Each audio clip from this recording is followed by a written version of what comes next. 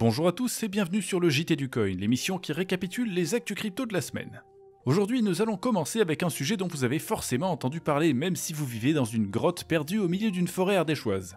Donald Trump a annoncé la mise en place de droits de douane draconiens dont les valeurs ont été déterminées d'une façon très simpliste et qui concernent à peu près toute la planète, y compris certains endroits comme l'île de Svalbard dont les produits les plus exportés sont probablement la neige et les pingouins. Du côté des marchés, des risques de récession majeurs sont anticipés et certains, comme le célèbre économiste Thomas Sowell, parlent même d'un effondrement comparable à 1929. Et la bourse américaine a déjà beaucoup chuté. Quant à la crypto, bien qu'elle ne soit pas directement concernée, puisqu'après tout il n'y a pas de frontière sur une blockchain, les prix ont bougé un peu et puis certains acteurs majeurs de l'écosystème sont impactés par ces nouvelles taxes. C'est notamment le cas des mineurs de Bitcoin américains qui représentent une part non négligeable de la puissance de calcul du réseau et dont les fournisseurs de matériel sont très souvent chinois. Une augmentation des taxes sur les produits importés de Chine signifie une augmentation des coûts de fonctionnement des fermes de minage américaines, ce qui réduira leur compétitivité et mènera à terme vers une diminution de leur importance sur le réseau et à une délocalisation de certaines d'entre elles. Et puis il y a aussi eu une nouvelle plutôt surprenante au sujet des relations entre les États-Unis et la Chine. Donald Trump a annoncé être prêt à négocier un peu les droits de douane appliqués à la Chine si les investisseurs américains étaient autorisés à acheter une partie de la plateforme TikTok. Et parmi les acheteurs potentiels qui ont exprimé leur intérêt, on trouve la fondation Hbar qui a été créée pour aider au développement du réseau Hedera. Cette offre a été faite en partenariat avec une startup dont le propriétaire n'est autre que Tim Stockley, le créateur d'OnlyFans, ce qui rend le tout encore plus étrange. Quant au motif de cette offre, tout ce qu'on sait, c'est ce qui a été expliqué par Stockley. Apparemment, il voudrait créer un nouveau paradigme selon lequel les créateurs et communautés bénéficient de la valeur créée. Quelle serait la place de Hedera dans ce nouveau paradigme? Ça reste à voir. Ensuite, chez Mastercard, il y a aussi du nouveau, ou en tout cas, il y en aura bientôt. Dans un article de Business Insider daté du 1er avril, mais qui est parfaitement sérieux, le directeur de la section blockchain de Mastercard a annoncé que l'entreprise travaille en ce moment même sur un service permettant de payer en crypto aussi facilement qu'en monnaie fiduciaire, dont le modèle devrait se rapprocher des applications comme Lydia et Venmo. Avec une liste de partenaires impressionnante et des tonnes d'offres différentes pour tous les clients, ce service semble promis à un avenir radieux parmi les amateurs de crypto. Et peut-être même qu'il permettra à ceux qui n'utilisent pas la crypto d'y faire leur premier pas. Un peu plus au sud, au Brésil, il est aussi question de faire ses premiers pas, mais en ce qui concerne les monnaies stables. En effet, Itaú Unibanco, la plus grande banque brésilienne, a récemment déclaré qu'ils s'intéressaient aux monnaies stables et qu'ils envisageaient de créer la leur, peut-être basée sur le réal brésilien, mais pas forcément. Ceci certainement parce que le Brésil est en crise et que sa monnaie qui n'arrête pas de perdre de la valeur ne satisfera pas forcément les exigences des clients souhaitant utiliser une monnaie stable, peu importe qu'elle ait été créée par une banque locale. En tout cas, ce qui me paraît le plus dommage avec cette proposition, c'est surtout ce qui est dit à la fin de l'article. Le porte-parole de la banque a précisé qu'il pensait qu'une liste blanche pour les utilisateurs serait une bonne chose pour éviter les activités illégales et pisser les contribuables. Mais avec ce genre de système, on se rapproche plus d'une monnaie numérique de banque centrale qui serait émise par une banque de détail plutôt que d'une vraie monnaie stable qui pourrait par exemple être utilisée sur des applications DeFi. Avec ce genre d'idée, ça risque fort d'être un gros bide. Maintenant, en ce qui concerne les monnaies stables au sein de l'Union Européenne, cette semaine nous avons pu témoigner de la disparition de l'USDT sur Binance et Kraken. Le numéro 1 des monnaies stables a été retiré de ces plateformes spécifiquement pour leurs clients européens et il en est de même pour quelques autres monnaies stables un peu moins connues. En effet, elles ne respectent pas les critères fixés par la loi MiCA, ce qu'on savait déjà depuis quelques temps. Mais cette disparition ne changera pas grand chose pour nous puisque pour trader en dollars, on disposera toujours de plusieurs autres monnaies stables dont l'USDC qui est numéro 2. Et du côté de nos voisins au Royaume-Uni, l'info la plus importante de la semaine concerne le milieu associatif local. En effet, un groupe de 6 associations pro-crypto britanniques s'est récemment réuni pour envoyer une lettre à leur gouvernement et demander l'exécution de plusieurs mesures destinées à favoriser le développement de l'industrie crypto chez eux.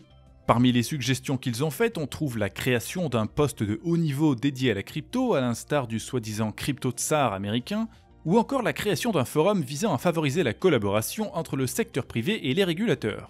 Cependant, le gouvernement britannique n'a pas encore répondu à cette lettre. Ensuite, toujours au Royaume-Uni mais dans la catégorie faits divers, il y a quelques jours un couple de trentenaires s'est retrouvé ruiné pour une raison particulièrement stupide. Car l'époux, Tom, avait acheté en 2013 des bitcoins conservés dans un portefeuille qui se trouvait sur une clé USB parfaitement banale. Et il avait choisi de ranger cette clé USB dans ce tiroir que nous avons tous et qui est rempli de câbles et autres vieilleries électroniques. Son épouse Ellie a fait le ménage il y a quelques temps, ce qui l'a mené à se débarrasser de plein de trucs a priori inutiles, y compris cette fameuse clé USB. Et lorsque Tom lui a demandé où était la clé, il était déjà trop tard. Rouvrir tout leur sac poubelle n'a servi à rien, la clé avait disparu pour de bon et les 3 millions de dollars qui se trouvaient encore dessus ont disparu avec elle. Et bien qu'on soit tous tentés de déclarer l'épouse seule responsable de ce fiasco, ce n'est pas tout à fait vrai. Elle a bel et bien fait une énorme connerie, puisque même si cette clé ne contenait que des photos par exemple, ça resterait idiot de la jeter sans regarder le contenu. Mais son mari n'est pas innocent non plus, parce que quand on a 3 millions de dollars, on ne se contente pas de stocker son portefeuille sur une seule clé USB, sans aucune indication qu'elle contient quelque chose de spécial, dans un lieu pareil, et sans copier les données ou au moins la phrase de passe ailleurs. Pour ceux d'entre vous qui ne sont pas au courant, retenez donc la règle des 3-2-1.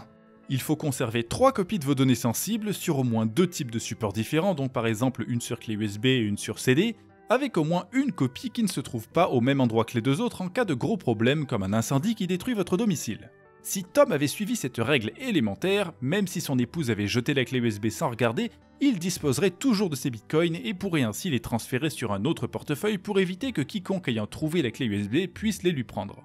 Enfin, pour continuer sur le sujet des portefeuilles et de leur protection, sachez que de nouveaux virus informatiques ciblant les crypto-monnaies ont été repérés dans la nature. Les deux dont il est question ciblent évidemment les téléphones Android qui représentent plus de 70% des téléphones mobiles à travers le monde. Le premier, dénommé Crocodilus, utilise les fonctions d'accessibilité pour espionner tout ce que vous faites, donc attention aux applications, même si elles semblent légitimes, qui vous demandent la permission d'utiliser les fonctions d'accessibilité.